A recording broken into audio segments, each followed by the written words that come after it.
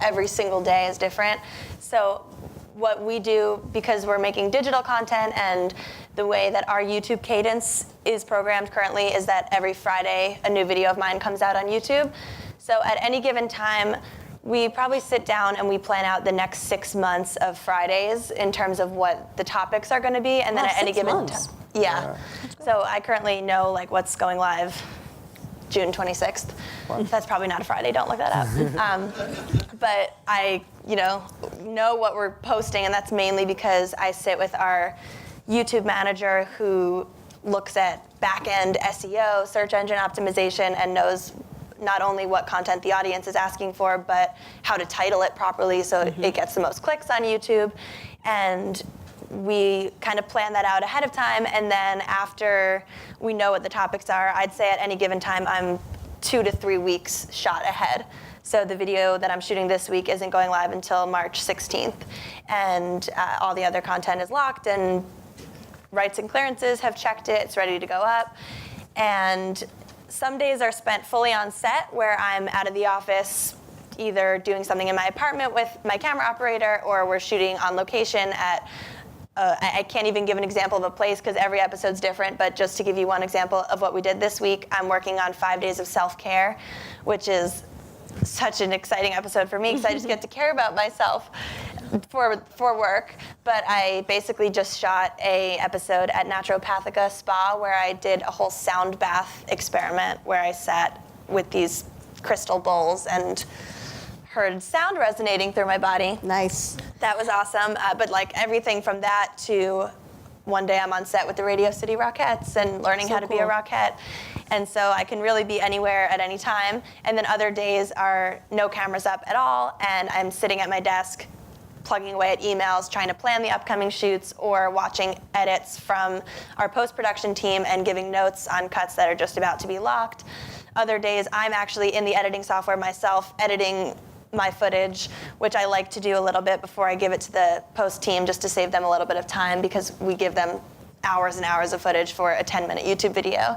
And then other days, I guess, I'm working with the development team sometimes. Our development team at Refinery is always looking to pitch to these guys and figure out ways that we can work together to create new content that's either going to live on other OTT, over-the-top providers, or television, or partners like Snapchat or Facebook, YouTube, Twitter. And so basically taking the franchises that I currently have and figuring out ways to pitch those out so that we can take our work and broadcast it to other outlets. And I think the partnership maybe just ended, but if you had been on a Delta flight in the past year, you would have been able to watch Try Living with Lucy on Delta. Or if you were in a nail salon in the tri-state area, it's probably playing on the TV. And so it's going out to a lot of exciting channels. And just really quick, just for folks who are content creators, like very briefly, what kind of, how much gear, how many people, is it a big shoot? Is it something that people can get out and do? Oh yeah, my shoots are just me and one camera operator. And he usually uses a C300, which is a bigger camera, but if the C300 is not available, we can shoot it with a 5D, just and a you DSLR. edit on Premiere?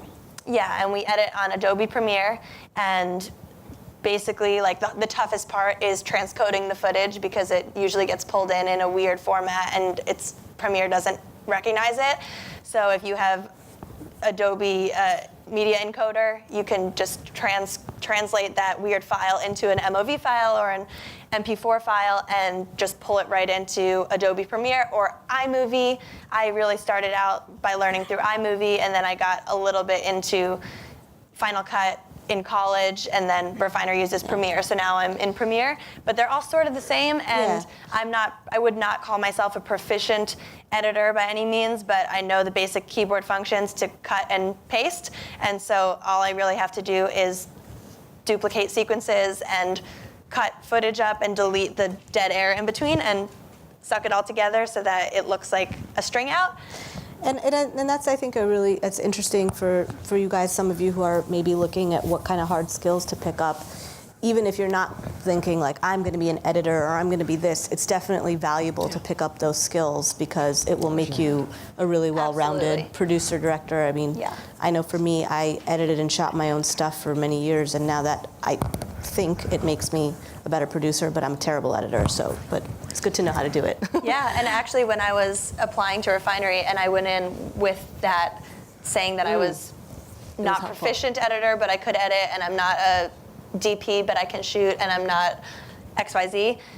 Amy Emmerich, our chief content officer who hired me because she actually told me that I was doing the work of 6 people in one. Yeah, And which so is the more you amazing. can learn, the better.